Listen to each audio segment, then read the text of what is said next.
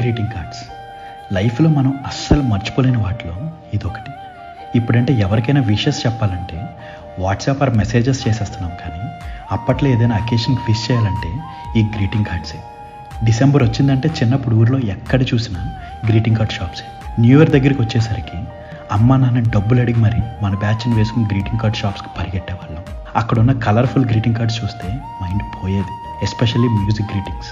Open చేయగానే music play అవుతుంది. అప్పట్లో అదొక అద్భుతం. మనకి అది కొందామంటే మన దగ్గర అంత బడ్జెట్ ఉండేది కాదు. సో బడ్జెట్కి తగ్గట్టు బెస్ట్ ఫ్రెండ్స్కి కొంచెం మంచి గ్రీటింగ్స్, మిగిలిన వాళ్ళకి నార్మల్ గ్రీటింగ్స్ కొనుక్కొని వచ్చేవాళ్ళం. అబ్బాయిలకైతే సినిమా హీరోల గ్రీటింగ్స్, అమ్మాయిలకైతే హీరోయిన్ పిక్స్ ఉండే గ్రీటింగ్స్, టీచర్స్కి అయితే ఫ్లవర్స్ ఉండే గ్రీటింగ్స్. ఇంకా న్యూ ఇయర్ రోజు సైకిల్ వేసుకుని స్కూల్ హాలిడే అయినా సరే ఫ్రెండ్స్ అందరిళ్ళకి వెళ్ళి గ్రీటింగ్ కార్డ్స్ అండ్ చాక్లెట్స్ ఇచ్చి విష్ చేయడం, వాళ్ళు ఇచ్చే గ్రీటింగ్ కార్డ్స్ తీసుకోవడం. తర్వాత బ్యాచ్ అంతా కలిసి టీచర్స్ ఇంటికి వెళ్ళి వాళ్ళకి